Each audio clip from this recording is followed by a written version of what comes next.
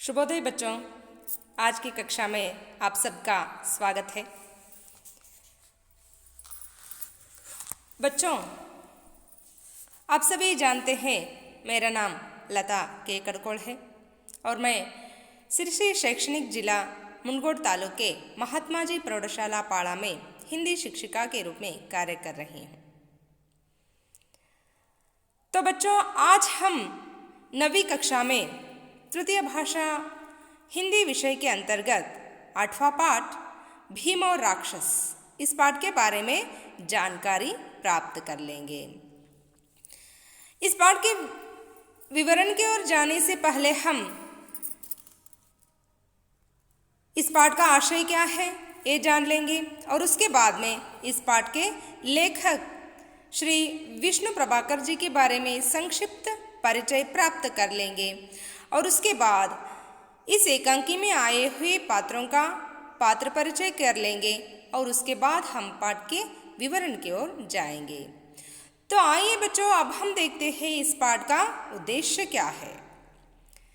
यह एक पौराणिक एकांकी है। भीम के द्वारा बकासुर का वध इस एकांकी का कथासार है। ಇದು ಒಂದು ಪೌರಾಣಿಕ 1 ಅಂಕದ ನಾಟಕವಾಗಿದೆ। ಭೀಮನ ಮುಖಾಂತರ ಬಕಾಸುರನ ವಧೆ ಈ ನಾಟಕದ कथासारवाಗಿದೆ। दानवता पर मानवता की जीत और अच्छाई के सामने बुराई की हार इस एकांकी का संदेश है। ರಾಕ್ಷಸತ್ವದ ಮುಂದೆ ಮನುಷ್ಯತ್ವದ ಗೆಲುವು, ಒಳ್ಳೆಯದರ ಮುಂದೆ ಕೆಟ್ಟತನದ ಸೋಲು ಈ ನಾಟಕದ ಒಂದು ಸಂದೇಶವಾಗಿದೆ। ಇದು ಈ ನಾಟಕದ ಉದ್ದೇಶವಾಗಿತ್ತು। ಈಗ ನಾವು ಈ ನಾಟಕದ ಲೇಖಕರಾದಂತಹ ಶ್ರೀಮಾನ್ ವಿಷ್ಣು ಪ್ರಭಾಕರ್ ಜಿಯವರ ಸಂಕ್ಷಿಪ್ತ ಪರಿಚಯವನ್ನು ಪಡೆದುಕೊಳ್ಳೋಣ। इस पाठ के लेखक का नाम है विष्णु प्रभाकर जी। प्रसिद्ध रेडियो नाटककार श्री विष्णु प्रभाकर जी का जन्म 1912 मीरापुर जिले के मुजफ्फरनगर उत्तर प्रदेश में हुआ था। ಪ್ರಸಿದ್ಧ ರೇಡಿಯೋ ನಾಟಕಕಾರರೆಂದೇ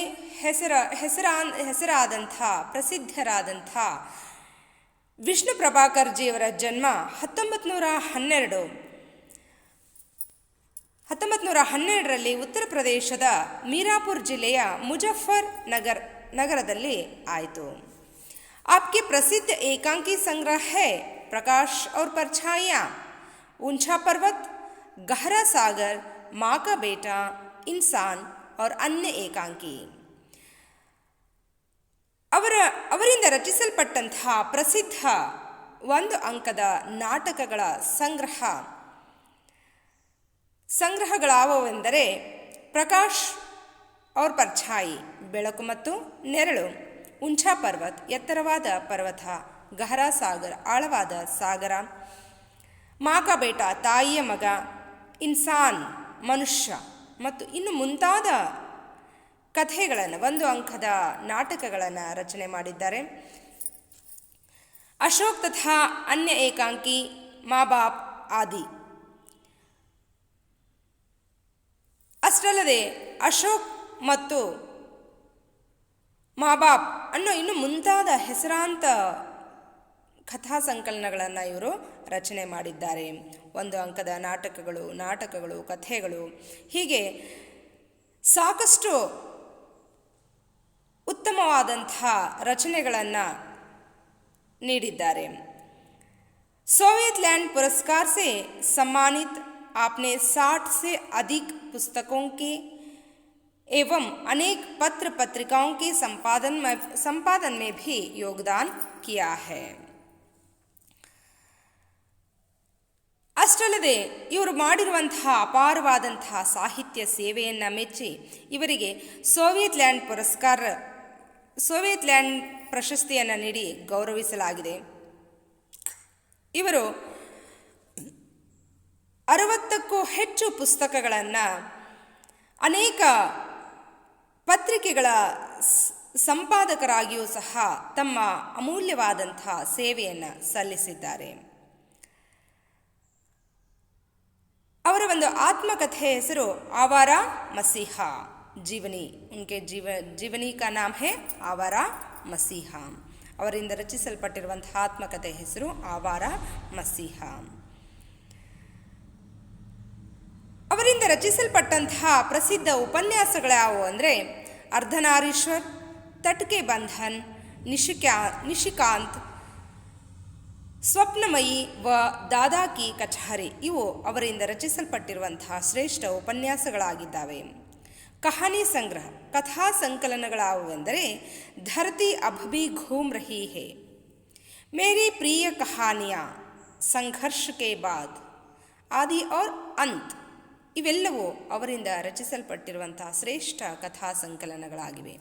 ಹೀಗೆ ಹಿಂದಿ ಸಾಹಿತ್ಯ ಲೋಕದಲ್ಲಿ ತಮ್ಮದೇ ಆದಂತಹ ಅಪೂರ್ವವಾದಂತಹ ಕೊಡುಗೆಯನ್ನು ನೀಡಿ ತಮ್ಮದೇ ಆದಂತಹ ಒಂದು ಛಾಪನ್ನು ಮೂಡಿಸಿ ಪ್ರಸಿದ್ಧ ರೇಡಿಯೋ ನಾಟಕಕಾರರಾಗಿಯೂ ಸಹ ಶ್ರೇಷ್ಠ ಕೃತಿಗಳನ್ನು, ಶ್ರೇಷ್ಠ ರಚನೆಗಳನ್ನು, ಉಪನ್ಯಾಸಗಳನ್ನು ಸಾಹಿತ್ಯಕ್ಕೆ ನೀಡೋದ್ರ ಮೂಲಕ, ಸಾಹಿತ್ಯ ಲೋಕಕ್ಕೆ ನೀಡೋದ್ರ ಮೂಲಕ ತುಂಬ ಪ್ರಸಿದ್ಧಿಯನ್ನು ಪಡೆದಿರುವಂತಹ ಲೇಖಕರಾದಂಥ ಶ್ರೀ ವಿಷ್ಣು ಪ್ರಭಾಕರ್ ಜಿಯವರಿಂದ ರಚಿಸಲ್ಪಟ್ಟಿರುವಂತಹ ಒಂದು ಅಂಕದ ನಾಟಕ ಭೀಮ್ ಔರ್ ರಾಕ್ಷಸ್. ಈ ನಾಟಕದ ಬಗ್ಗೆ ನಾವು ಇಂದಿನ ತರಗತಿಯಲ್ಲಿ ಮಾಹಿತಿಯನ್ನು ಪಡೆದುಕೊಳ್ಳೋಣ. तो बच्चों, इस नाटक के बारे में जानने से पहले हम इस नाटक में आए हुए पात्रों का परिचय प्राप्त कर लेते हैं. ब्राह्मण घर का मालिक है, ब्राह्मणी ब्राह्मण की पत्नी, कुंती भीम की माता, भीम कुंती का पुत्र, बकासुर राक्षस. ಈ ನಾಟಕದಲ್ಲಿ ಬರುವಂತಹ ಪಾತ್ರಗಳಾವು ಅಂದರೆ ಬ್ರಾಹ್ಮಣನ ಪಾತ್ರ, ಅದು ಒಂದು ಮನೆಯ ಯಜಮಾನನ ಒಂದು ಪಾತ್ರವಾಗಿದೆ. ಬ್ರಾಹ್ಮಣಿ ಬ್ರಾಹ್ಮಣನ ಪತ್ನಿ, ಕುಂತಿ ಭೀಮ್ ಕಿ ಮಾತಾ, ಭೀಮನ ತಾಯಿಯ ಪಾತ್ರ ಅಂದರೆ ಕುಂತಿ ಪಾತ್ರವು ಸಹ ಈ ನಾಟಕದಲ್ಲಿ ಬರುತ್ತೆ. ಭೀಮ್ ಕುಂತಿ ಕಾ ಪುತ್ರ, ಭೀಮ್ ಕುಂತಿಯ ಮಗ. ಬಕಾಸುರ್ ಒಬ್ಬ ರಾಕ್ಷಸ ಮತ್ತು ಇನ್ನೊಬ್ಬ ರಾಕ್ಷಸ, ಬಕಾಸುರನ ಸೇವಕನಾಗಿ ಕೆಲಸವನ್ನು ಮಾಡ್ತಾ ಇರುವಂಥ ಒಬ್ಬ ರಾಕ್ಷಸ. ಹೀಗೆ ಇಷ್ಟು ಪಾತ್ರಗಳನ್ನು ನಾವು ಈ ನಾಟಕದಲ್ಲಿ ನೋಡಬಹುದು. तो आइए बच्चों, अब हम देखते हैं इस नाटक में क्या क्या लिखा हुआ है. तो आइए अब हम शुरू करते हैं नाटक. यहाँ 3 दृश्यों का नाटक है. अब हम देखते हैं पहला दृश्य में क्या है. ಇದು 3 ಅಂಕದ ನಾಟಕವಾಗಿದೆ, 3 ದೃಶ್ಯಗಳ ಒಂದು ನಾಟಕವಾಗಿದೆ, 3 ಭಾಗಗಳನ್ನುಳ್ಳಂಥ ಒಂದು ನಾಟಕವಾಗಿದೆ. ಇದರಲ್ಲಿ ಮೊದಲನೇ ಭಾಗದಲ್ಲಿ, ಮೊದಲನೇ ಅಂಕದಲ್ಲಿ ನಾವೇನು ಕೊಟ್ಟಿದ್ದಾರೆ ಅನ್ನೋದನ್ನು ನೋಡೋಣ. ಪಹಲಾ ದೃಶ್ಯ, ಮಂಚ್ ಪರ್ ಏಕ್ ಮಕಾನ್ ಕೆ ಆಂಗನ್ ಕಾ ದೃಶ್ಯ. ವೇದಿಕೆ ಮೇಲೆ ಒಂದು ಮನೆಯ ಅಂಗಳದ ದೃಶ್ಯ ಇಲ್ಲಿ ನಮ್ಮೆಲ್ಲರಿಗೂ ಕಾಣಿಸ್ತಾ ಇದೆ. ಗರೀಬ್ ಬ್ರಾಹ್ಮಣ್ ಕಾ ಘರ್ ಹೈ. ಆ ವೇದಿಕೆಯ ಮೇಲೆ ಕಾಣಿಸ್ತಾ ಇರುವಂತಹ, ಪರದೆಯ ಮೇಲೆ ಕಾಣಿಸ್ತಾ ಇರುವಂತಹ ಚಿತ್ರ ಒಂದು ಮನೆಯ ಚಿತ್ರವಾಗಿದೆ. ಅದು ಒಬ್ಬ ಬಡ ಬ್ರಾಹ್ಮಣನ ಮನೆಯಾಗಿದೆ. ಪೀಛೆ ಕಿ ಓರ್ ಬಾಹರ್ ದೆಹಲಿ ಸೆ ಆನೆ ಕಾ ಮಾರ್ಗ ಹೈ. ಪರದೆಯ ಹಿಂಬದಿಯಿಂದ ಅಂದರೆ ಪರದೆಯ ಮೇಲೆ ಹಿಂದುಗಡೆ ಕಾಣ್ತಾ ಇರುವಂಥದ್ದು, ಅಲ್ಲಿಂದ ಹೊಚ್ಚಲನ್ನು ದಾಟಿ ಒಳಗಡೆ ಪ್ರವೇಶ ಮಾಡೋದಕ್ಕೆ ಇರುವಂತಹ ಮಾರ್ಗವು ಸಹ ನಮಗೆ ಕಾಣ್ತಾ ಇದೆ. ಏಕ್ ಓರ್ ಓಸಾರಾ ಹೈ. ಒಂದು ಕಡೆ ಮನೆಯ ಒಳಾಂಗಣ ಪ್ರದೇಶವನ್ನು ನಾವು ಕಾಣ್ತಾ ಇದ್ದೇವೆ, ನಡುಮನೆ, ಪಡಸಾಲೆ ಅಂತ ಕರಿತೀವಿ. ಜಿಸ್ಕಾ ಖಂಬಾ ಪಕಡೆ ಏಕ್ ಲಡ್ಕಿ ಖಡಿ ಹೇ. ಮನೆಯ ನಡುಮನೆಯ ಕಂಬವನ್ನು ಹಿಡ್ಕೊಂಡು ಒಂದು ಹುಡುಗಿ ಅಲ್ಲಿ ನಿಂತ್ಕೊಂಡಿದ್ದಾಳೆ. ದೂಸರಿ ಓರ್ ಕಮರಾ ಹೇ. ಅದರ ಪಕ್ಕದಲ್ಲಿಯೇ ಒಂದು ಕೋಣೆ ಇದೆ. ಜಿಸ್ಕೆ ದ್ವಾರ್ ಪರ್ ಏಕ್ ಪ್ರೌಢ ಬ್ರಾಹ್ಮಣಿ ಬಚ್ಚೆ ಕೋ ಲಿಯೆ ಬೈಠಿ ರೋ ರಹಿ ಹೇ. ಅದರ ಒಂದು ಭಾಗದಲ್ಲಿ, ಆ ಕೋಣೆಯ ಒಂದು ಭಾಗದಲ್ಲಿ ಒಬ್ಬ ಯುವ ಬ್ರಾಹ್ಮಣಿ ತನ್ನ ಮಗುವನ್ನು ಹತ್ರ ಕರ್ಕೊಂಡು ಅಳ್ತಾ ಕೂತ್ಕೊಂಡಿದ್ದಾಳೆ. ಆಗೆ ಆಂಗನ್ ಮೇ ಏಕ್ ಪ್ರೌಢ ಬ್ರಾಹ್ಮಣ್ ಕಡಾ ಹೈ. ಮುಂದಿನ ಅಂಗಳದಲ್ಲಿ ಒಬ್ಬ ಪ್ರೌಢ ಬ್ರಾಹ್ಮಣ ನಿಂತ್ಕೊಂಡಿದ್ದಾನೆ. ವಹಾ ಭೀ ರೋ ರಹಾ ಹೇ, ಅವನು ಸಹ ಅಳ್ತಾ ಇದ್ದಾನೆ. ಚಾರೋ ಓರ್ ಉದಾಸಿ ಹೇ, ನಾಲ್ಕು ಕಡೆಯೂ ಸಹ ದುಃಖ, ಅಸಮಾಧಾನ, ಚಿಂತೆ ಕಾಡ್ತಾ ಇದೆ. ಅಂದರೆ ಎಲ್ಲರೂ ಸಹ ಆ ವೇದಿಕೆ ಮೇಲೆ ಕಾಣ್ತಾ ಇರುವಂಥ ಎಲ್ಲರೂ ಸಹ ದುಃಖದಿಂದ ರೋಧಿಸ್ತಾ ಇದ್ದಾರೆ, ಅಳ್ತಾ ಇದ್ದಾರೆ. ಅವರ ಮುಖದಲ್ಲಿ ಚಿಂತೆ ಕಾಣ್ತಾ ಇದೆ, ನೋವು ಕಾಣ್ತಾ ಇದೆ. ಸಾಮಾನ್ ಕೆ ನಾಮ್ ಒಸಾರೆ ಮೇ ಚಕ್ಕಿ ಹೇ. ಅದೇ ಆ ಮನೆಯಲ್ಲಿರುವಂಥ ವಸ್ತುಗಳ ಪರಿಚಯವನ್ನು ಸಹ ನಾವಿಲ್ಲಿ ಮಾಡಿಕೊಳ್ಳೋಣ. ಆ ನಡುಮನೆಯಲ್ಲಿ ಒಂದು ಬೀಸೋ ಕಲ್ಲು ಸಹ ಇದೆ. ಏಕ್ ಅಲ್ಗನಿ ಪರ್ ಕುಚ್ ಕಪಡೆ ಹೇ. ಅಲ್ಗನಿ ಅಂದರೆ ನೆಲಗಾಣಿ, ಬಟ್ಟೆಯನ್ನು ಹಾಕೋದಕ್ಕೆ ಕಟ್ಟಿರುವಂಥ ಒಂದು ಹಗ್ಗ, ಅದರ ಮೇಲೆ ಕೆಲವು ಬಟ್ಟೆಗಳು ಸಹ ಇದ್ದಾವೆ. ಏಕ್ ಔರ್ ಕಾಟ್ ಖಡಿ ಹೇ, ಒಂದು ಕಡೆ ಪಲ್ಲಂಗವನ್ನು ಸಹ ಹಾಕಿದ್ದಾರೆ. ಪರ್ದಾ ಉಟ್ನೆ ಪರ್ ಬಸ್ ಲೋಗ್ ರೋತೆ ರೋತೆ ಬಾತ್ ಕರ್ ರಹೆ ಹೇ. ಇದಿಷ್ಟು ಆ ಪರದೆಯ ಮೇಲೆ ಕಾಣ್ತಾ ಇರುವಂತಹ ದೃಶ್ಯ ಆಗಿದೆ. ಪರದೆಯನ್ನು ಎತ್ತಿದ ತಕ್ಷಣವೇ ಎಲ್ಲರೂ ಸಹ ಅಳತಾ ಅಳತಾ ಮಾತುಗಳನ್ನು ಪ್ರಾರಂಭ ಮಾಡ್ತಾರೆ. ಬ್ರಾಹ್ಮಣಿ ಮೊದಲನೆಗೆ, ಈ ನಾಟಕದ ಮೊದಲಿಗೆ ಬ್ರಾಹ್ಮಣಿ ಅಳ್ತಾ ತನ್ನ ಮಾತನ್ನು ಪ್ರಾರಂಭ ಮಾಡ್ತಾಳೆ. ಬ್ರಾಹ್ಮಣಿ: ಮೈ ಕಹತಿ ಹೂಂ ತುಮ್ ಮುझे जाने दो, बच्चे तो अब बड़े हो गए हैं, उन्हें संभालने में कोई कठिनाई नहीं होगी. ಆ ಬ್ರಾಹ್ಮಣಿ ಅಳ್ತಾ ತನ್ನ ಯಜಮಾನನಿಗೆ, ಬ್ರಾಹ್ಮಣನಿಗೆ ಹೇಳ್ತಾಳೆ, ನಾನು ಹೇಳ್ತಾ ಇದ್ದೀನಿ, ಮೈ ಕಹತಿ ಹೂಂ, ನಾ ಹೇಳ್ತಾ ಇದ್ದೀನಿ, ತುಮ್ ಮುझे जाने दो, ನನ್ನನ್ನು ಹೋಗೋದಕ್ಕೆ ಬಿಡಿ. ಬಚ್ಚೆ ತೋ ಅಬ್ ಬಡೇ ಹೋ ಗಯೇ ಹೇ, ಮಕ್ಕಳಂತೂ ಈಗ ದೊಡ್ಡವರಾಗಿದ್ದಾರೆ. ಉನ್ಹೇ ಸಂಭಾಲನೆ ಮೇ ಕೋಯಿ ಕಠಿನಾಯಿ ನಹಿ ಹೋಗಿ, ಅವರನ್ನು ಬೆಳೆಸೋದ್ರಲ್ಲಾಗಲಿ ಅವರನ್ನು ತಿದ್ದೋದ್ರಲ್ಲಾಗಲಿ ಯಾವ ಕಷ್ಟವೂ ನಿಮಗಾಗೋದಿಲ್ಲ. ಯಾಕಂದರೆ ಅವರಿಗೆ ತಿಳುವಳಿಕೆಯ ವಯಸ್ಸು ಬಂದಿದೆ, ಮಕ್ಕಳು ದೊಡ್ಡವರಾಗಿದ್ದಾರೆ, ಆದ್ದರಿಂದ ನಾನೇ ಹೋಗ್ತೀನಿ ಅಂಥೇಳಿ ಅವಳು ಜೋರಾಗಿ ತನ್ನ ಗಂಡನ ಬಳಿ ಅಳ್ತಾ ಇದ್ದಾಳೆ. ಆಗ ಬ್ರಾಹ್ಮಣ ತನ್ನ ಹೆಂಡತಿಯನ್ನು ಸಮಾಧಾನ ಪಡಿಸ್ತಾ ಹೇಳ್ತಾನೆ, ಬ್ರಾಹ್ಮಣ್: ನಹಿ ನಹಿ, ತೂ ಕೈಸೆ ಜಾ ಸಕ್ತಿ ಹೇ, तू चली जाएगी तो घर में क्या रहेगा? बच्चे अभी इतने बड़े कहाँ हैं? फिर बेटी का विवाह भी करना है. नहीं, मैं ही जाऊँगा. ಹೆಂಡತಿಯನ್ನು ಸಮಾಧಾನ ಪಡಿಸ್ತಾ ಬ್ರಾಹ್ಮಣ ಹೇಳ್ತಾನೆ, ನಹಿ ನಹಿ ತೂ ಕೈಸೆ ಜಾ ಸಕ್ತಿ ಹೇ, ಇಲ್ಲ ಇಲ್ಲ, ನೀನು ಹೇಗೆ ಹೋಗೋದಕ್ಕೆ ಸಾಧ್ಯ?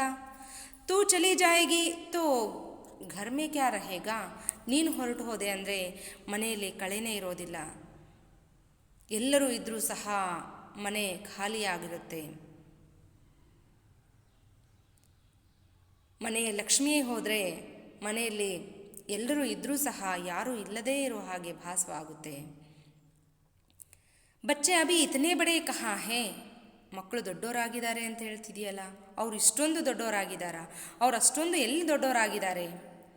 ಫಿರ್ ಬೇಟಿ ಕಾ ವಿವಾಹ ಭೀ ಕರ್ನಾ ಹೇ, ಮತ್ತು ಮಗಳ ಮದುವೆಯನ್ನು ನಾವು ಇನ್ನೂ ಮಾಡಬೇಕು. ಇಲ್ಲ ಇಲ್ಲ, ನಾನೇ ಹೋಗ್ತೀನಿ ಅಂಥೇಳಿ ಹೆಂಡತಿಯನ್ನು ಸಮಾಧಾನ ಪಡಿಸ್ತಾ ಆ ಬ್ರಾಹ್ಮಣ ಹೇಳ್ತಾನೆ.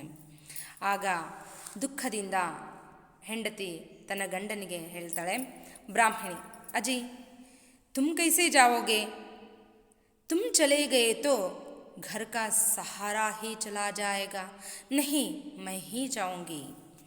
ಆಗ ಗಂಡನನ್ನು ಉದ್ದೇಶಿಸಿ ಹೆಂಡತಿ ಹೇಳ್ತಾಳೆ, ಅಜ್ಜಿ ತುಮ್ ಕೈಸೆ ಜಾವೋಗೆ, ರೀ ನೀವು ಹೇಗೆ ಹೋಗೋದಕ್ಕೆ ಸಾಧ್ಯ? ತುಮ್ ಚಲೇ ಗಯೇ ತೋ ಘರ್ ಕಾ ಸಹಾರಾ ಹಿ ಚಲಾ ಜಾಯೇಗಾ, ನೀವು ಹೊರಟು ಹೋದ್ರಿ ಅಂದರೆ ಮನೆಯ ಆಧಾರ ಸ್ತಂಭವೇ ಕಳಚಿ ಬಿದ್ದಂತಾಗುತ್ತೆ. ಯಾವುದೇ ಒಂದು ಮನೆಗಾಗಲಿ ಬುನಾದಿಯೇ ಮುಖ್ಯ. ನಡುಮನೆಗೆ ಕಂಬಗಳನ್ನು ಆಧರಿಸಿ ನಿಂತಿರುವಂತಹ ಕಂಬಗಳೇ ಮುಖ್ಯ. ಕಂಬಗಳು ಕೆಳಗು ಬಿದ್ವು ಅಂದರೆ ಆ ಮನೆಯ ಮೇಲ್ಛಾವಣಿಯೂ ಸಹ ಕೆಳಗೆ ಬೀಳುತ್ತೆ. ಹಾಗೆಯೇ ಆ ಹೆಂಡತಿ ಹೇಳ್ತಾಳೆ, ನೀವು ಹೋದರೆ ಮನೆಯ ಆಧಾರ ಸ್ತಂಭವೇ ಬಿದ್ದಂತಾಗುತ್ತೆ, ಆಧಾರ ಸ್ತಂಭವೇ ಇಲ್ಲದಂತಾಗುತ್ತೆ. ಆದ್ದರಿಂದ ಇಲ್ಲ ಇಲ್ಲ, ನಾನೇ ಹೋಗ್ತೀನಿ, ನೀವು ಹೋಗೋದು ಬೇಡ ಅಂಥೇಳಿ ಅಂಗಲಾಚಿ ತನ್ನ ಗಂಡನ ಬಳಿ ಬೇಡ್ಕೊಳ್ತಾಳೆ. ಆಗ ತಂದೆ ತಾಯಿಗಳಿಬ್ಬರ ಮಾತುಗಳನ್ನು ಕೇಳಿಸ್ಕೊಳ್ತಾ ಅಲ್ಲಿಯೇ ನಡುಮನೆಯ ಕಂಬವನ್ನು ಹಿಡ್ಕೊಂಡು ನಿಂತಿರುವಂಥ ಅವರಿಬ್ಬರ ಪುಟ್ಟ ಮಗಳು, ಮುಗ್ಧ ಮನಸ್ಸಿನ ಮಗಳು ಮಾತಾಡ್ತಾಳೆ. ಲಡ್ಕಿ, ಮಾ ನ ತುಮ್ ಜಾವೋಗಿ ಅವ್ರ ನ ಪಿತಾಜಿ ಕೋ ಜಾನೆ ದೋಗಿ, ಮೈ ಜಾವುಂಗಿ. ನೋಡ್ರಿ,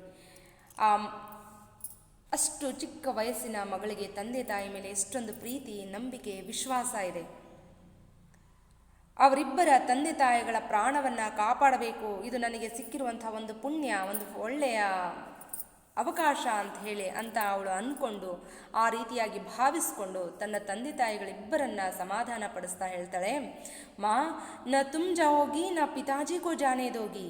ಅಮ್ಮ, ನೀನು ಹೋಗೋದು ಬೇಡ, ಮತ್ತೆ ಅಪ್ಪನನ್ನೂ ನೀನು ಕಳಿಸ್ಬೇಡ, ನಾನು ಹೋಗ್ತೀನಿ, ಮೇ ಜಾವುಂಗಿ, ನಾನು ಹೋಗ್ತೀನಿ ಅಂತ ಅಳ್ತಾಳೆ. ಆಗ ನಿಜಕ್ಕೂ ತಾಯಿ ಹೆತ್ತ ಕರುಳು ಕಿವುಚದಾಗ ಆಗುತ್ತೆ. ಪ್ರಾಣವೇ ಹೋದಷ್ಟು ಸಂಕಟ ಆ ಸಂಕಟವನ್ನು ಆ ತಾಯಿ ಅನುಭವಿಸ್ತಾಳೆ. ತನ್ನ ಎದುರಿಗೆ ಮಗಳು ತಾನೇ ಹೋಗ್ತೀನಿ ಅಂತ ಹೇಳ್ತಾ ಇದ್ದಾಳಲ್ಲ ಅಂಥೇಳಿ ತುಂಬಾ ವ್ಯಥೆ ಪಡ್ತಾ ಹೇಳ್ತಾಳೆ, ಅರೆ ಅರೆ ತೂ ಕೈಸೆ ಜಾಯಿಗಿ, ತೂ ಕ್ಯಾ ಕಹತಿ ಹೇ. ಮಗಳನ್ನು ಸಮಾಧಾನ ಪಡ್ತಾ ಸಂಕಟನವೆಲ್ಲ ಸಹಿಸಿಕೊಂಡು ಮಕ್ಕಳಿಗೆ ಹೇಳ್ತಾಳೆ, ಇಲ್ಲ ನೀನು ಹೇಗೆ ಹೋಗೋದಕ್ಕೆ ಸಾಧ್ಯ, ಏನು ಮಾತಾಡ್ತಾ ಇದೀಯಾ ನೀನು ಅಂತೇಳಿ ಮಗಳನ್ನು ಗದರಿಸ್ತಾಳೆ, ದುಃಖದಿಂದಲೇ ಗದರಿಸ್ತಾಳೆ. ಆಗ ತಾಯಿ ಮಗಳ ಸಂಭಾಷಣೆಯನ್ನು ಕೇಳ್ತಾ ಇರುವಂಥ ಬ್ರಾಹ್ಮಣ ಹೇಳ್ತಾನೆ,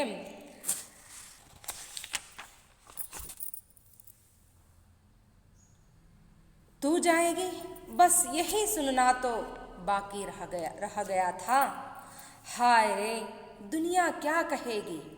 ಅವರಿಬ್ಬರ ಮಾತುಗಳನ್ನು ಕೇಳ್ತಾ ದುಃಖದಿಂದ ಅವರ ತಂದೆ ಹೇಳ್ತಾನೆ, ಅಯ್ಯೋ ಶಿವನೇ, ನೀನು ಹೋಗ್ತೀಯಾ? ಇಂಥ ಒಂದು ಮಾತನ್ನು ಕೇಳುವುದಕ್ಕಾಗಿಯೇ ನಾನು ಬದುಕಿದ್ದೀನಾ? ಇಂಥ ಒಂದು ಮಗಳ ಬಾಯಿಂದ ಇಂಥ ಮಾತು ಕೇಳುವುದಕ್ಕಾಗಿಯೇ ಭಗವಂತ ನನಗೆ ನನ್ನ ಜೀವವನ್ನು ಇನ್ನೂ ಕಾಪಾಡ್ಕೊಂಡು ಬಂದಿದ್ದಾನ? ನಿನ್ನನ್ನು ಕಳಿಸಿ ನಾವಿಬ್ಬರು ಮನೆಯಲ್ಲಿದ್ದರೆ ಇಡೀ ಜಗತ್ತು ನಮ್ಮ ಬಗ್ಗೆ ಏನೆಲ್ಲ ಮಾತಾಡಬಹುದು ಅಂಥೇಳಿ ಮಗಳನ್ನು ಆಲಂಗಿಸಿಕೊಂಡು ಜೋರಾಗಿ ಅಳೋದಕ್ಕೆ ಶುರು ಮಾಡ್ತಾನೆ. ಆಗ ಬ್ರಾಹ್ಮಣಿ ತಂದೆ ಮಗಳನ್ನಿಬ್ಬರನ್ನು ಉದ್ದೇಶಿಸಿ ಹೇಳ್ತಾಳೆ, ಬ್ರಾಹ್ಮಣಿ, मेरे रहते मेरे बच्चे मरने को जाए, भगवान मैंने ऐसा क्या पाप किया है? जोर से रोती है, सब रो पड़ते हैं. तभी सहसा बाहर से कुंती और भीम आते हैं. ತಂದೆ ಮಗಳ ಮಾತನ್ನ ಕೇಳಿ ಆ ಸಂಕಟವನ್ನು ನೋಡಿ ಸಹಿಸಿಕೊಳ್ಳೋದಕ್ಕಾಗದೆ ಕುಂತಿ ತನ್ನ ಮಗಳನ್ನು ಉದ್ದೇಶಿಸಿ ಹೇಳ್ತಾಳೆ, ಮೇರೆ ರಹತೆ ಮೇರೆ ಬಚ್ಚೆ ಮರ್ನೆ ಕೋ ಜಾಯ್, ನಾನಿರಬೇಕಾದ್ರೇ ನನ್ನ ಮಕ್ಕಳು ಸಾಯ್ಬೇಕಾ? ತಾಯಿಯ ಋಣವನ್ನು ಎಂದಿಗೂ ಸಹ ತೀರಿಸೋದಕ್ಕೆ ಸಾಧ್ಯವೇ ಇಲ್ಲ. ತಾಯಿ ನಮ್ಮ ಕಿವಿಯ ಹಿಂದಿನ ಬೆವರನ್ನು ಒರೆಸಿರೋಷ್ಟು ಋಣವನ್ನು ಸಹ ನಾವು ತೀರಿಸೋದಕ್ಕೆ ಸಾಧ್ಯ ಆಗೋದಿಲ್ಲ. ಅಂಥದ್ರಲ್ಲಿ ಮಗಳು ತಾನು ಸಾಯ್ತೀನಿ ಅಂತ ತಾನು ಹೋಗ್ತೀನಿ ಅಂದದ್ದನ್ನೇ ಸಹಿಸಿಕೊಳ್ಳೋದಕ್ಕಾಗದೆ ತಾಯಿ ಹೇಳ್ತಾಳೆ, ನಾನಿರಬೇಕಾದ್ರೇ ನನ್ನ ಮಕ್ಕಳು ಸಾಯ್ಬೇಕಾ? ಅಯ್ಯೋ ದೇವರೇ, ನಾನು ಯಾವ ಪಾಪ ಮಾಡಿದ್ದೀನಿ ಅಂತ ಇಂಥ ಶಬ್ದಗಳನ್ನು ಕೇಳೋದಕ್ಕೆ ನನ್ನ ಜೀವವನ್ನು ಗಟ್ಟಿಯಾಗಿಟ್ಟಿದೆಯಾ ಅಂತ ಜೋರಾಗಿ ಅಳೋದಕ್ಕೆ ಶುರು ಮಾಡ್ತಾಳೆ. ಆಕೆಯ ದುಃಖವನ್ನು ಕಂಡು ಬ್ರಾಹ್ಮಣ ಮತ್ತು ಮಗಳು ಸಹ ಜೋರಾಗಿ ಅಳೋದಕ್ಕೆ ಶುರು ಮಾಡ್ತಾರೆ. ಆಗ 3 ಜನ ಒಬ್ರಿಗೊಬ್ರು ತಬ್ಕೊಂಡು ಜೋರಾಗಿ ಅಳೋದಕ್ಕೆ ಶುರು ಮಾಡ್ತಾರೆ. ಆಗ ಅಲ್ಲಿಗೆ ಅವರ ಮನೆಗೆ ಕುಂತಿ ಮತ್ತು ಭೀಮ ಪ್ರವೇಶ ಮಾಡ್ತಾರೆ. ಅವರು 3 ಜನ ರೋಧಿಸ್ತಾ ಇರೋದನ್ನು, ಅಳ್ತಾ ಇರೋದನ್ನು ಕಂಡು ಕುಂತಿ ಅವರನ್ನು ಉದ್ದೇಶಿಸಿ ಕೇಳ್ತಾಳೆ, ಕುಂತಿ, ಕ್ಯಾ ಬಾತ್ ಹೇ, ತುಮ್ ಸಬ್ ಕ್ಯೂ ರೋ ರಹೇ ಹೋ? ಏನು ವಿಷಯ, ಯಾಕೆಲ್ಲರೂ ಒಟ್ಟಿಗೆ ಜೋರಾಗಿ ಅಳ್ತಾ ಇದ್ದೀರಲ್ಲ? ಆಗ ಭೀಮ್ ಕೇಳ್ತಾನೆ. ಆ ಕುಂತಿಯ ಪ್ರಶ್ನೆಗೆ ಆ 3ರಲ್ಲಿ ಯಾರೂ ಸಹ ಉತ್ತರಿಸೋದಿಲ್ಲ. ಆಗ ಭೀಮ್ ಕೇಳ್ತಾನೆ, ಕಹಾ ಜಾನಾ ಹೇ ತುಮ್ಹೆ, ಕ್ಯಾ ವಿಪದ ಪಡಿ? ವಿಪದ ಅಂದರೆ ಕಷ್ಟ, ಆಪತ್ತು. ಆಗ ಭೀಮ ಹೇಳ್ತಾನೆ, ಎಲ್ಲಿಗೆ ಹೋಗಬೇಕಾಗಿದೆ ನೀವು? ನಿಮಗೆ ಅಂಥ ಕಷ್ಟ ಏನು ಬಂದಿದೆ, ನಿಮಗೆ ಒದಗಿರುವಂಥ ಕಷ್ಟ ಏನು, ನಮ್ಮ ಹತ್ರ ಹೇಳ್ಕೊಳ್ಳಿ ಅಂಥೇಳಿ ಭೀಮ್ ಆ 3 ಜನ ಬ್ರಾಹ್ಮಣ, ಬ್ರಾಹ್ಮಿಣಿ ಮತ್ತು ಮಗಳನ್ನು ಉದ್ದೇಶಿಸಿ ಮಾತಾಡ್ತಾನೆ. ಆಗಲೂ ಸಹ ಅವರು ಭೀಮ ಮತ್ತು ಕುಂತಿಗೆ ಉತ್ತರಿಸದೇನೆ ಜೋರಾಗಿ ಒಂದೇ ಸಮನೆ ಅಳ್ತಾ ಇದ್ರು. ಆಗ ಮತ್ತೆ ಅವರ ಹತ್ರ ಹೋಗಿ ಅವರನ್ನು ನೇವರಿಸ್ತಾ, ಆ ಮಗಳನ್ನು ನೇವರಿಸ್ತಾ, ತಾಯಿಯನ್ನು ಸಮಾಧಾನ ಪಡಿಸ್ತಾ ಕುಂತಿ ಆ ಬ್ರಾಹ್ಮಣನಿಗೆ ಕೇಳ್ತಾಳೆ, ಅರೆ ಭಾಯಿ ಹುವಾ ಕ್ಯಾ, ಕುಚ್ ಬತಾओ. लेकिन कुंती इस तरह पूछने पर भी कोई नहीं बोलता है, उसी तरह रोते ही रहते हैं. ಸಮಾಧಾನ ಪಡಿಸ್ತಾ, ಅವರೆಲ್ಲರನ್ನ ಸಮಾಧಾನ ಪಡಿಸ್ತಾ ಕುಂತಿ ಹೇಳ್ತಾಳೆ, ಅಯ್ಯೋ ಅಣ್ಣ, ಏನಾಗಿದೆ, ಏನಾದರೂ ಹೇಳಿ, ನಿಮಗೆ ಯಾಕೆ ಅಳ್ತಾ ಇದ್ರೆ, ಏನು ಅಂಥ ಕಷ್ಟ ಬಂದಿದೆ, ನೀವು ಬಾಯ್ಬಿಟ್ಟು ಹೇಳಿದರೆ ತಾನೇ ಗೊತ್ತಾಗೋದು, ಹೇಳಿ ಅಂತ ಎಷ್ಟೆಲ್ಲ ಕೇಳಿದರೂ ಸಹ ಆ 3ರಲ್ಲಿ ಯಾರೊಬ್ಬರೂ ಮಾತಾಡೋದಿಲ್ಲ, ಹಾಗೇ ಅಳ್ತಾನೇ ಇದ್ರು. ಹಾ ರೋನಾ ಬಂದ್ ಕರ್ಕೆ. ಆಗ ಭೀಮ ಹೇಳ್ತಾನೆ ಆಗ ತಾಯಿಯ ಮಾತಿಗೂ ಸಹ ಅವರು ಯಾವಾಗ ಪ್ರತಿಕ್ರಿಯೆ ನೀಡೋದಿಲ್ವೋ ಆಗ ಮತ್ತೆ ಭೀಮ ಅವರಷ್ಟರನ್ನು ಉದ್ದೇಶಿಸಿ ಹೇಳ್ತಾನೆ,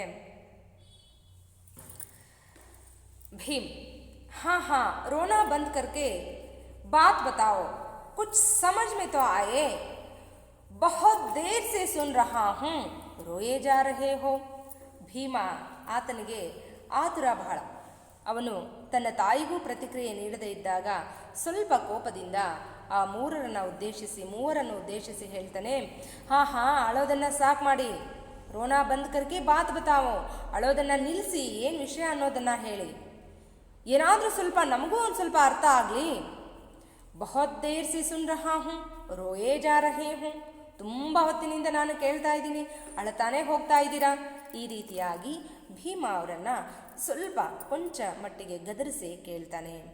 ಆಗ ಬ್ರಾಹ್ಮಣ ಕುಂತಿ ಮತ್ತು ಭೀಮರನ್ನು ಉದ್ದೇಶಿಸಿ ಹೇಳ್ತಾನೆ, ಬ್ರಾಹ್ಮಣ್ ಬಾತ್ ಕ್ಯಾ ಹೈ, ಮೇರಾ ಭಾಗ್ಯ ಫೂಟ್ ಗಯಾ, इससे कहता रहा चल इस एक चक्र नगरी को छोड़कर कहीं और चले, पर यहाँ तो यहीं की मिट्टी में ऐसा रम गई कि जाने का नाम ही नहीं लेती, मेरा तो बुलावा आ गया.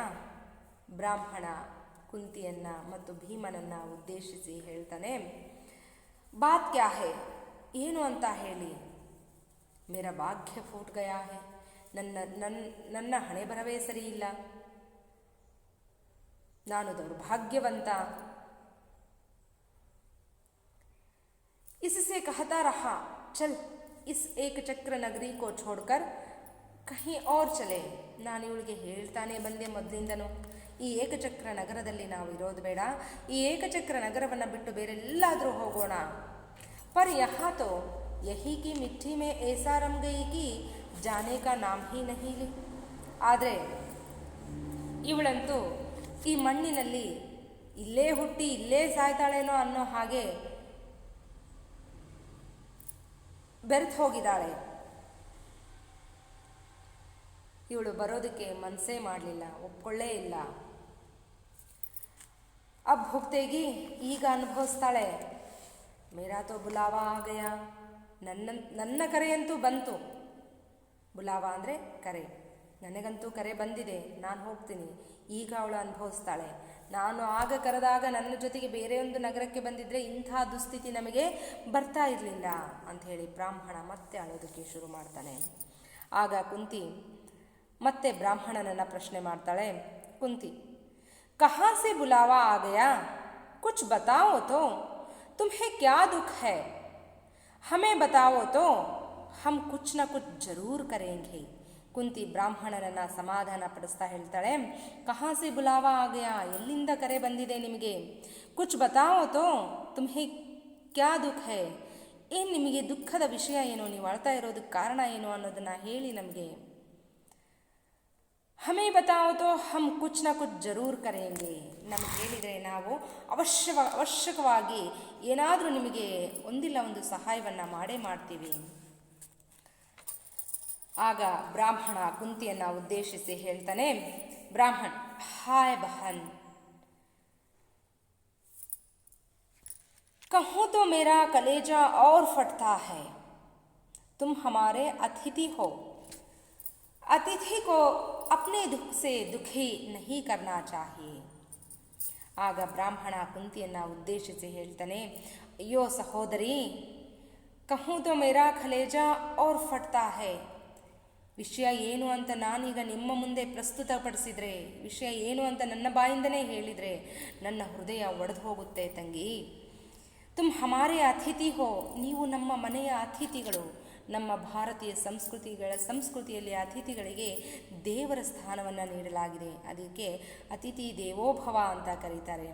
ನೀವು ನಮ್ಮ ಮನೆಯ ಅತಿಥಿಗಳು. ಅತಿಥಿಗೂ ಅಪ್ನೇ ದುಃಖ ಸೇ ದುಃಖಿ ನಹಿ ಕರ್ನಾ ಚಾಹಿಯೇ. ಮನೆಗೆ ಬಂದಂಥ ಅತಿಥಿಗಳನ್ನು ನಮ್ಮ ದುಃಖದಿಂದ ಅವರನ್ನೂ ಸಹ ದುಃಖಪಡಿಸೋದು ಒಳ್ಳೆಯದಲ್ಲ, ಅವರನ್ನು ದುಃಖಕ್ಕೀಡು ಮಾಡುವಂಥದ್ದು ಒಳ್ಳೆಯದಲ್ಲ. ಆದ್ದರಿಂದ ವಿಷಯ ಏನು ಅಂತ ನೀವು ಕೇಳಬೇಡಿ, ನಾನು ಹೇಳೋದು ಧರ್ಮ ಅಲ್ಲ ಅಂಥೇಳಿ ಹೇಳ್ತಾನೆ. ಆಗ ಕುಂತಿ ಮತ್ತೆ ಬ್ರಾಹ್ಮಣನನ್ನು ಉದ್ದೇಶಿಸಿ ಹೇಳ್ತಾಳೆ, ಕುಂತಿ, ಅಚ್ಛಾ ತುಮ್ ನಾ ಬತಾओ, मैं अपनी बेटी से पूछती हूँ. बेटी से, हाँ बेटी बताओ तो क्या बात है. ಆಗ ಕುಂತಿ ಬ್ರಾಹ್ಮಣನನ್ನು ಉದ್ದೇಶಿಸಿ ಹೇಳ್ತಾಳೆ, ಸರಿ, ಹಾಗಿದ್ರೆ ಅಣ್ಣ ನೀವೇನು ಹೇಳಬೇಡಿ, ನಾನು ನನ್ನ ಮಗಳನ್ನು ಕೇಳ್ತೀನಿ ಅಂಥೇಳಿ ಆ ನಡುಮನೆಯ ಕಂಬವನ್ನು ಹಿಡ್ಕೊಂಡು ಅಳತಾ ನಿಂತಿರುವಂಥ ಮಗಳ ತಲೆಯನ್ನು ನೇವರಿಸ್ತಾ ಆ ಮಗಳನ್ನು ತನ್ನ ಹತ್ರ ಕಳ್ಕೊಂಡು ಎದೆಗೆ ಅವುಚಿಕೊಂಡು ಕೇಳ್ತಾಳೆ, ಏನಾಗಿದೆ ಮಗಳೇ, ನೀನಾದರೂ ಹೇಳು, ವಿಷಯ ಏನು ಅನ್ನೋದನ್ನು ನಮಗೆ ತಿಳಿಸು, ಯಾಕೆಲ್ಲ ಇಷ್ಟು ದುಃಖ ಪಡ್ತಾ ಇದ್ದೀರಾ ಅಂಥೇಳಿ ಆ ಮಗಳನ್ನು ಸಮಾಧಾನ ಪಡಿಸ್ತಾ ತಾಯಿ ಮಗಳಿಗೆ ಕೇಳುವಂಥ ರೀತಿಯಲ್ಲಿ ಅವಳು ಆ ಮಗಳನ್ನು ಪ್ರಶ್ನೆ ಮಾಡ್ತಾಳೆ. ಆಗ ಬ್ರಾಹ್ಮಣಿ ಅಂದರೆ ಆ ಮನೆಯ ಯಜಮಾನನ ಪತ್ನಿ ತನ್ನ ಗಂಡನನ್ನು ಉದ್ದೇಶಿಸಿ ಹೇಳ್ತಾಳೆ, ಬ್ರಾಹ್ಮಣಿ, ಅಜಯ್ ಬತಾ ಕ್ಯೂ ನಹಿ ದೇತೆ, ಏ ಪರದೇಶಿ ಹೇ, उस राक्षस की कहानी का इन्हें क्या पता. ಆಗ ಆ ಪತ್ನಿ ತನ್ನ ಗಂಡನನ್ನು ಉದ್ದೇಶಿಸಿ ಹೇಳ್ತಾಳೆ, ಅಜಿ ಬತಾ ಕ್ಯೂ ನಹಿ ದೇತೆ, ಸ್ವಾಮಿ ನೀವು ಯಾಕೆ ಅವರಿಗೆ ವಿಷಯವನ್ನು ಹೇಳ್ತಾ ಇಲ್ಲ, ಇವರಂತೂ ಪರದೇಶಿಗಳು, ಅಂದರೆ ಬೇರೆ ಊರಿಂದ ಇಲ್ಲಿಗೆ ಬಂದಿರುವಂಥವ್ರು. ಉಸ್ ರಾಕ್ಷಸ್ ಕಿ ಕಹಾನಿ ಕಾ ಇನ್ಹೇ ಕ್ಯಾ ಪತಾ, ಆ ರಾಕ್ಷಸನ ಕತೆ ಇವರಿಗೆ ಹೇಗೆ ಗೊತ್ತಿರೋದಕ್ಕೆ ಸಾಧ್ಯ. ಆಗ ಕುತೂಹಲ ಇನ್ನೂ ಜಾಸ್ತಿ ಆಗುತ್ತೆ ಭೀಮನಿಗೆ. ರಾಕ್ಷಸ ಅನ್ನೋ ಪದವನ್ನು ಕೇಳ್ತಾ ಇದ್ದಂತೆ ತಕ್ಷಣ ಪ್ರತಿಕ್ರಿಯಿಸ್ತಾನೆ ಭೀಮ. ಪ್ರತಿಕ್ರಿಯಿಸ್ತಾ ಆ 3 ಜನರನ್ನು ಉದ್ದೇಶಿಸಿ ಆ 3 ಜನರನ್ನು ಕೇಳ್ತಾನೆ, ಭೀಮ್, ರಾಕ್ಷಸ್ ಕೈಸಾ ರಾಕ್ಷಸ್, ಕ್ಯಾ ಯಹಾ ರಾಕ್ಷಸ್ ರಾತಾ ಹೈ. ಆಗ ಭೀಮ ಹೇಳ್ತಾನೆ, ರಾಕ್ಷಸಾನ, ಎಂಥ ರಾಕ್ಷಸ, ಕ್ಯಾ ಯಹ ರಾಕ್ಷಸ ರಹತಾ ಹೈ, ಇಲ್ಲಿ ರಾಕ್ಷಸ ಇರ್ತಾನ, ರಾಕ್ಷಸ ಇದಾನ ಅಂಥೇಳಿ ಪ್ರಶ್ನೆ ಮಾಡ್ತಾನೆ.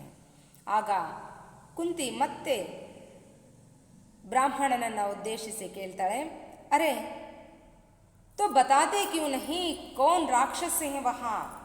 ಆಗ ಕುಂತಿ ಹೇಳ್ತಾಳೆ, ಯಾವ ರಾಕ್ಷಸ ಅದು, ಪೂರ್ತಿ ವಿಷಯವನ್ನು ಯಾಕೆ ನೀವು ನಮ್ಮಿಂದ ಮುಚ್ಚಿಡ್ತಾ ಇದ್ದೀರಾ, ಯಾಕೆ ನಮಗೆ ಹೇಳ್ತಾ ಇಲ್ಲ, ಯಾರವನು ರಾಕ್ಷಸ ಅಂಥೇಳಿ ಕೇಳ್ತಾಳೆ. ಆಗ ಬ್ರಾಹ್ಮಣ ಹೇಳ್ತಾನೆ, ಉಸ್ಕಾ ನಾಮ್ ಬಕ್ ಹೈ. ಬ್ರಾಹ್ಮಣನಿಂದ ಬಂದಂಥ ಉತ್ತರವನ್ನು ಕೇಳಿದಂಥ ಭೀಮ ಅಷ್ಟಕ್ಕೆ ಸುಮ್ಮನಾಗೋದಿಲ್ಲ. ಆಗ ಮತ್ತೆ ಭೀಮ ಬ್ರಾಹ್ಮಣನನ್ನು ಪ್ರಶ್ನೆ ಮಾಡ್ತಾನೆ, ಭೀಮ್ ಕ್ಯಾ ನಾಮ್ ಬತಾಯ, ಬಕ್, ಏನು ಹೆಸರು ಹೇಳಿದ್ರಿ ಅವಂದು, ಬಕ್ ಅಷ್ಟೇನಾ ಅವನ ಹೆಸರು ಅಂಥೇಳಿ ಕೇಳ್ತಾನೆ. ಆಗ ಬ್ರಾಹ್ಮಣ ಮತ್ತೆ ಭೀಮನಿಗೆ ಹೇಳ್ತಾನೆ, ಬ್ರಾಹ್ಮಣ್, ಹಾ ಹಮ್ ಲೋಗ್ ಉಸೆ ಬಕ್ ಕಹತೆ ಹೈ, ವೈಸೆ ಉಸ್ಕಾ ಪೂರಾ ನಾಮ್ ಬಕಾಸುರ್ ಹೈ.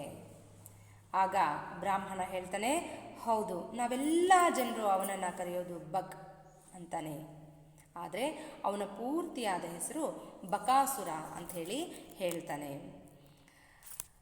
ಆಗ ಭೀಮ ಆ ಬ್ರಾಹ್ಮಣನನ್ನು ಮತ್ತೆ ಪ್ರಶ್ನೆ ಮಾಡ್ತಾನೆ. ಭೀಮ್, ಓಹೋ ಬಕಾಸುರ್, ಫಿರ್ ವಹಾ ಕ್ಯಾ ಕರ್ತಾ ಹೈ. ಆಗ ಬ್ರಾಹ್ಮಣನನ್ನು ಪ್ರಶ್ನೆ ಮಾಡ್ತಾನೆ ಭೀಮ, ಓಹೋ ಬಕಾಸುರನ, ಹಾಗಿದ್ರೆ ಅವನು ಏನು ಮಾಡ್ತಾನೆ, ಫಿರ್ ವಹ ಕ್ಯಾ ಕರ್ತಾ ಹೇ, ಹಾಗಿದ್ರೆ ಅವನು ಏನು ಮಾಡ್ತಾನೆ ಇಲ್ಲಿ ಅಂತ ಮತ್ತೆ ಬ್ರಾಹ್ಮಣನನ್ನು ಪ್ರಶ್ನೆ ಮಾಡ್ತಾನೆ. ಭೀಮನ ಪ್ರಶ್ನೆಗೆ ಉತ್ತರಿಸ್ತಾ ಬ್ರಾಹ್ಮಣ ಹೇಳ್ತಾನೆ, ಬ್ರಾಹ್ಮಣ್ ಕರ್ತಾ ಕ್ಯಾ, ಇಸ್ ನಗರಿ ಕಿ ರಕ್ಷಾ ಕರ್ತಾ ಹೇ. ಅವನೇನು ಮಾಡ್ತಾನೆ, ಆಗ ಬ್ರಾಹ್ಮಣ ಹೇಳ್ತಾನೆ ಭೀಮನಿಗೆ ಉತ್ತರಿಸ್ತಾ, ಕರ್ತಾ ಕ್ಯಾ, ಏನು ಮಾಡ್ತಾನೆ, ಅವನೇನು ಮಾಡೋದಕ್ಕೆ ಸಾಧ್ಯ, ಇಸ್ ನಗರಿ ಕಿ ರಕ್ಷಾ ಕರ್ತಾ ಹೇ, ಈ ನಗರದ ರಕ್ಷಣೆಯನ್ನು ಮಾಡ್ತಾನೆ, ಈ ನಗರದ ರಕ್ಷಣೆಯೇ ಅವನ ಕೆಲಸ.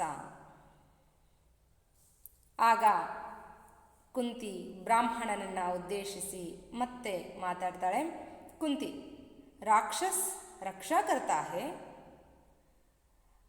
रक्षा करता है तो तुम रोते क्यों हो, क्या वहाँ अब जा रहा है या तुमसे कुछ अपराध हो गया है. ಕುಂತಿ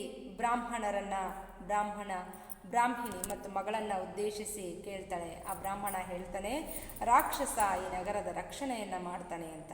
ಆಗ ಕುಂತಿಯ ಮನಸ್ಸಲ್ಲಿ ಒಂದು ಸಣ್ಣ ಪ್ರಶ್ನೆ ಹುಟ್ಕೊಳ್ಳುತ್ತೆ. ಆ ಪ್ರಶ್ನೆಯನ್ನು ಅವ್ರ ಮುಂದೆ ಪ್ರಸ್ತುತಪಡಿಸ್ತಾ ಕೇಳ್ತಾಳೆ ಕುಂತಿ, ರಾಕ್ಷಸ್ ರಕ್ಷಾ ಕರ್ತಾ ಹೇ, ರಾಕ್ಷಸ ಈ ನಗರದ ರಕ್ಷಣೆಯನ್ನು ಮಾಡ್ತಾನೆ, ರಾಕ್ಷಸ ರಕ್ಷಣೆ ಮಾಡ್ತಾನೆ ಅಂದಮೇಲೆ ನೀವ್ಯಾಕೆ ಅಳ್ತಾ ಇದ್ದೀರಾ, ತುಮ್ ಕ್ಯೂ ರೋತೆ ಹೋ, ಕ್ಯಾ ವಹಾ ಅಬ್ ಜಾ ರಹಾ ಹೇ, ಅವನು ಈ ನಗರವನ್ನು ಬಿಟ್ಟು ಬೇರೆಲ್ಲಿಗಾದರೂ ಹೋಗ್ತಾ ಇದ್ದಾನ, ಅಥವಾ ತುಮ್ಸೆ ಕುಚ್ ಅಪರಾಧ ಹೋ ಗಯಾ ಹೇ, ನಿಮ್ಮಿಂದೇನಾದರೂ ಅಪರಾಧವಾಗಿದೆಯಾ, ಆ ಅಪರಾಧದ ಭಯಕ್ಕಾಗಿ ಆ ರಾಕ್ಷಸ ನಿಮಗೇನಾದರೂ ತುಂಬ ಭಯಂಕರವಾದಂಥ ಶಿಕ್ಷೆಯನ್ನು ಕೊಡ್ತಾನೆ ಅನ್ನೋ ಭಯದಿಂದ ಅಳ್ತಾ ಇದ್ದೀರಾ, ಏನು ವಿಷಯ ಅಂಥೇಳಿ ಕುಂತಿ ಮತ್ತೆ ಪ್ರಶ್ನೆ ಮಾಡ್ತಾಳೆ. ಆಗ ಬ್ರಾಹ್ಮಣ ಕುಂತಿಯ ಪ್ರಶ್ನೆಗೆ ಉತ್ತರಿಸ್ತಾ ಹೇಳ್ತಾನೆ, ಬ್ರಾಹ್ಮಣ್ ನಾ ವಹನ್ ಕುಚ್ ಅಪರಾಧ ನಹಿ ಹುವಾ, ಇಲ್ಲ ಸಹೋದರಿ, ನಮ್ಮಿಂದ ಯಾವ ಅಪರಾಧವೂ ಸಹ ಆಗಿಲ್ಲ. ಆಗ ಭೀಮ ಬ್ರಾಹ್ಮಣನನ್ನು ಪ್ರಶ್ನೆ ಮಾಡ್ತಾನೆ, ಭೀಮ್ ತೋ ವಹಾ ಜಾ ರಹಾ ಹೇ ಕ್ಯಾ, ನಿಮ್ಮಿಂದ ಯಾವ ಅಪರಾಧವೂ ಆಗಿಲ್ಲ ಅಂದಮೇಲೆ ಅವನು ಈ ನಗರವನ್ನು ಬಿಟ್ಟು ಹೋಗ್ತಾ ಇದ್ದಾನಾ, ತೋ ವಹಾ ಜಾ ರಹಾ ಹೇ ಕ್ಯಾ, ಎಲ್ಲಿಗಾದರೂ ಹೋಗ್ತಾ ಇದ್ದಾನ ಅವನು ಅಂಥೇಳಿ ಕೇಳ್ತಾನೆ. ಆಗ ಬ್ರಾಹ್ಮಣ ಭೀಮನ ಪ್ರಶ್ನೆಗೆ ಉತ್ತರಿಸ್ತಾ ಹೇಳ್ತಾನೆ, ನಹಿ, ಇಲ್ಲ, ಅವನೆಲ್ಲಿಗೂ ಹೋಗ್ತಾ ಇಲ್ಲ ಅಂತ ಬ್ರಾಹ್ಮಣ ಉತ್ತರಿಸ್ತಾನೆ. ಆಗ ಭೀಮನಿಗೆ ಮನಸ್ಸಲ್ಲಿ ಮತ್ತೆ ಪ್ರಶ್ನೆಗಳು ಹುಟ್ಕೊಳ್ತವೆ. ಆ ಪ್ರಶ್ನೆಗಳನ್ನು ಮತ್ತೆ ಬ್ರಾಹ್ಮಣನಿಗೆ ಆ ಭೀಮ ಕೇಳ್ತಾನೆ, ಭೀಮ್ ತುಮ್ ಪಹೇಲಿಯಾ ಬುಜಾ ರಹೇ ಹೋ, ಅರೆ ಸಾಫ್ ಸಾಫ್ ಬತಾ ಕ್ಯೂ ನಹಿ ಕರ್ತೆ, साफ साफ बात क्यों नहीं करते, ऐसा कौन राक्षस है जो नगरी की रक्षा करता है, क्या यहाँ कोई राजा नहीं है. ಭೀಮ ಅವನೆಲ್ಲಿಗ ರಾಕ್ಷಸ ಬೇರೆಲ್ಲಾದರೂ ಹೋಗ್ತಾ ಇದ್ದಾನ ಅನ್ನೋ ಪ್ರಶ್ನೆಗೆ ಉತ್ತರಿಸ ಬ್ರಾಹ್ಮಣ ಹೇಳ್ತಾನೆ, ಇಲ್ಲ, ಅವನೆಲ್ಲಿಗೂ ಹೋಗ್ತಾ ಇಲ್ಲ, ನಮ್ಮಿಂದಲೂ ಸಹ ಯಾವ ಅಪರಾಧವೂ ಆಗಿಲ್ಲ. ಅಂದಾಗ ಭೀಮನ ಮನಸ್ಸಿನಲ್ಲಿ ಮತ್ತೆ ಪ್ರಶ್ನೆಗಳು ಹುಟ್ಕೊಳ್ತವೆ. ಹಾಗಾಗಿ ಆ ಬ್ರಾಹ್ಮಣನನ್ನು ಉದ್ದೇಶಿಸಿ ಮತ್ತೆ ಭೀಮ ಹೇಳ್ತಾನೆ, ತುಮ್ ಪಹೇಲಿಯಾ ಬುಜಾ ರಹೇ ಹೋ, ನೀವು ನೆಪಗಳನ್ನು ಹೇಳ್ತಾ ಇದ್ದೀರಾ, ಅರೇ ಸಾಫ್ ಸಾಫ್ ಬಾತ್ ಕ್ಯೂ ನಹಿ ಕರ್ತೆ, ವಿಷಯ ಏನು ಅನ್ನೋದನ್ನು ನೇರವಾಗಿ ನೀವು ಯಾಕೆ ಮಾತಾಡ್ತಾ ಇಲ್ಲ. ऐसा कौन राक्षस है जो नगरी की रक्षा करता है, ನಾನೆಲ್ಲೂ ಕೇಳದೇ ಇರುವಂಥ ವಿಷಯವನ್ನು ನಾನು ನಿಮ್ಮ ಬಾಯಿಂದ ಕೇಳ್ತಾ ಇದ್ದೀನಿ. ಇಡೀ ಒಂದು ನಗರದ ರಕ್ಷಣೆಯನ್ನು ಮಾಡುವಂಥ ರಾಕ್ಷಸ ಇದಾನ, ಅಂದರೆ ಒಂದು ನಗರದ ರಕ್ಷಣೆಯ ಜವಾಬ್ದಾರಿಯನ್ನು ಹೊತ್ತಿರುವಂಥವನು ರಾಕ್ಷಸ. ಈ ವಿಷಯ ನಿಜಕ್ಕೂ ಸಹ ಆಶ್ಚರ್ಯಪಡುವಂತಹ ವಿಷಯ. ರಾಕ್ಷಸರು ಯಾರೂ ಸಹ ನಗರದ ರಕ್ಷಣೆಯನ್ನು ಮಾಡೋದಿಲ್ಲ. ಅಂಥದ್ರಲ್ಲಿ ನಗರದ ರಕ್ಷಣೆಯನ್ನು ರಾಕ್ಷಸ ಮಾಡ್ತಾ ಇದ್ದಾನೆ ಅಂತ ಹೇಳ್ತಾ ಇದ್ದೀರಾ. ರಾಕ್ಷಸ ನಗರದ ರಕ್ಷಣೆಯನ್ನು ಮಾಡೋದುಂಟಾ ಅಂಥೇಳಿ ಕೇಳ್ತಾನೆ. ಕ್ಯಾ ಯಹಾ ಕೋಯಿ ರಾಜ ನಹಿ ಹೇ, ಇಲ್ಲಿ ಯಾಕೆ ರಾಕ್ಷಸ ನಗರದ ರಕ್ಷಣೆಯನ್ನು ಮಾಡ್ತಾ ಇದ್ದಾನೆ ಅಂದರೆ ಈ ನಗರಕ್ಕೆ ಯಾವ ರಾಜರೂ ಇಲ್ವಾ ಅಂಥೇಳಿ ಪ್ರಶ್ನೆಯನ್ನು ಮಾಡ್ತಾನೆ. ಆಗ ಬ್ರಾಹ್ಮಣ ಹೇಳ್ತಾನೆ, ಆ ಭೀಮನ ಪ್ರಶ್ನೆಗಳಿಗೆ ಉತ್ತರಿಸ್ತಾ ಬ್ರಾಹ್ಮಣ ಹೇಳ್ತಾನೆ, ಬ್ರಾಹ್ಮಣ್ बेटा मैं तुम्हें सब कहानी बताता हूँ, इस नगरी का राजा बड़ा दुर्बल है. ಆಗ ಭೀಮನ ಪ್ರಶ್ನೆಗಳಿಗೆ ಉತ್ತರಿಸ್ತಾ ಬ್ರಾಹ್ಮಣ ಹೇಳ್ತಾನೆ, ಮಗು मैं तुम्हें सब कहानी बताता हूँ, ಮಗು ನಾನು ನಿನಗೆ ಎಲ್ಲ ಕತೆ ಹೇಳ್ತೀನಿ. इस नगरी का राजा बड़ा दुर्बल है. ಈ ನಗರದ ರಾಜ ತುಂಬ ದುರ್ಬಲನಾಗಿದ್ದಾನೆ. ಬಸ್ ಗದ್ದಿ ಪರ್ ಬೈಠನಾ ಜಾನ್ತಾ ಹೈ. ಕೇವಲ ಆತನಿಗೆ ಸಿಂಹಾಸನದ ಮೇಲೆ ಕುತ್ಕೊಳ್ಳೋದಷ್ಟೇ ಗೊತ್ತು. ಗದ್ದಿ ಪರ್ ಬೈಠನಾ ಅಂದರೆ ಸಿಂಹಾಸನದ ಮೇಲೆ ಕುತ್ಕೊಳ್ಳು, ಸಿಂಹಾಸನವನ್ನು ಅಲಂಕರಿಸೋದು. ಆ ಬ್ರಾಹ್ಮಣ ಭೀಮನಿಗೆ ಹೇಳ್ತಾನೆ, ಮಗು, ಈ ನಗರಕ್ಕೂ ಒಬ್ಬ ರಾಜ ಇದ್ದಾನೆ, ಆದರೆ ಆ ರಾಜ ಬಹಳ ದುರ್ಬಲನಾಗಿದ್ದಾನೆ. ಕೇವಲ ಅವನಿಗೆ ಸಿಂಹಾಸನವನ್ನು ಅಲಂಕರಿಸೋದಷ್ಟೇ ಗೊತ್ತು, ಅಂದರೆ ಸಿಂಹಾಸನದ ಮೇಲೆ ಕುತ್ಕೊಳ್ಳೋದಷ್ಟೇ ಗೊತ್ತು. उसको दबाकर बक असली राजा बन बैठा है, वहाँ राज कर रहा है. ಆತನನ್ನು ಹತ್ತಿಕ್ಕಿ, ಆತನನ್ನು ಕೆಳಗೆ ಅಮುಕಿ, ಬಕಾಸುರ ಎಂಬ ರಾಕ್ಷಸನೆಯಲ್ಲಿ ನಿಜವಾದ ರಾಜನಾಗಿ ಮೆರೀತಾ ಇದ್ದಾನೆ. ಅವನೇ ದರ್ಬಾರ್ ಮಾಡ್ತಾ ಇದ್ದಾನೆ, ಅವನೇ ಆಡಳಿತ ಮಾಡ್ತಾ ಇದ್ದಾನೆ. ವಹಿ ಅಬ್ ಹಮಾರಿ ರಕ್ಷಾ ಕರ್ತಾ ಹೇ, ಅವನೇ ಈಗ ನಮ್ಮೆಲ್ಲರ ರಕ್ಷಣೆಯನ್ನು ಮಾಡ್ತಾ ಇದ್ದಾನೆ ಅಂಥೇಳಿ ಭೀಮನ ಪ್ರಶ್ನೆಗಳಿಗೆ ಉತ್ತರಿಸ್ತಾನೆ ಬ್ರಾಹ್ಮಣ. ಬ್ರಾಹ್ಮಣನ ಮಾತುಗಳನ್ನು ಕೇಳಿ ವಿಷಯವನ್ನು ಸರಿಯಾಗಿ ಅರ್ಥೈಸಿಕೊಳ್ಳೋದಕ್ಕೆ ಸಾಧ್ಯವಾಗದೆ ಕುಂತಿ ಮತ್ತೆ ಬ್ರಾಹ್ಮಣನನ್ನು ಪ್ರಶ್ನೆ ಮಾಡ್ತಾಳೆ. ಕುಂತಿ ತೋಫಿರ್, ಆಗ ಕುಂತಿ ಕೇಳ್ತಾಳೆ ಬ್ರಾಹ್ಮಣನನ್ನು, ಹಾಗಿದ್ರೆ ನೀವು ಯಾಕೆ ಅಳ್ತಾ ಇದ್ದೀರಿ ಅನ್ನೋ ಅರ್ಥದಲ್ಲಿ, ಹಾಗಿದ್ರೆ ಏನು ಸಮಸ್ಯೆ ಅನ್ನೋ ಅರ್ಥದಲ್ಲಿ ಅಷ್ಟಕ್ಕೆ ನಿಲ್ಲಿಸ್ತಾಳೆ. ಆಗ ಭೀಮ ಮತ್ತೆ ಬ್ರಾಹ್ಮಣನನ್ನು ಉದ್ದೇಶಿಸಿ, ತನ್ನ ತಾಯಿಯನ್ನು ಉದ್ದೇಶಿಸಿ ಮಾತಾಡ್ತಾನೆ. ಅಂದರೆ ತಾಯಿ ಕೇಳ್ತಾಳೆ ಬ್ರಾಹ್ಮಣನಿಗೆ, ಹಾಗಿದ್ರೆ ನೀವು ಯಾಕೆ ಅಳ್ತಾ ಇದ್ದೀರಾ, ಸಮಸ್ಯೆ ಏನು ಅಂತ. ಆಗ ಭೀಮ ತಾಯಿಯನ್ನು ಉದ್ದೇಶಿಸಿ ತಾಯಿಗೆ ಹೇಳ್ತಾನೆ, ಭೀಮ್ ಫಿರ್ ಕ್ಯಾ ಮಾ, ವಹಾ ಇನ್ಸೆ ಕುಚ್ ಬದಲೆ ಮೇ ಮಾಂಗ್ತಾ ಹೋಗ. ಆಗ ತಾಯಿಯನ್ನು ಉದ್ದೇಶಿಸಿ ಭೀಮ ಹೇಳ್ತಾಳೆ, ಮತ್ತೇನಮ್ಮ, ಫಿರ್ ಕ್ಯಾ ಮಾ, ಮತ್ತೇನಮ್ಮ, ವಹಾ ಇನ್ಸೆ ಕುಚ್ ಬದಲೆ ಮೇ ಮಾಂಗ್ತಾ ಹೋಗ. ನಗರದ ರಕ್ಷಣೆಯನ್ನು ಮಾಡುವುದರ ಬದಲಿಗೆ ಅವನು ಏನನ್ನಾದರೂ ಇವರಿಂದ ಬಯಸ್ತಾ ಇರಬಹುದು, ಏನನ್ನಾದರೂ ಇವರಿಂದ ಕೇಳ್ತಾ ಇರಬಹುದು ಅಂಥೇಳಿ ಹೇಳ್ತಾನೆ. ಆಗ ಕುಂತಿಯು ಸಹ ಕ್ಷಣಕಾಲ ಯೋಚನೆ ಮಾಡೋದಕ್ಕೆ ಶುರು ಮಾಡ್ತಾಳೆ. ಹಾಗಿದ್ರೆ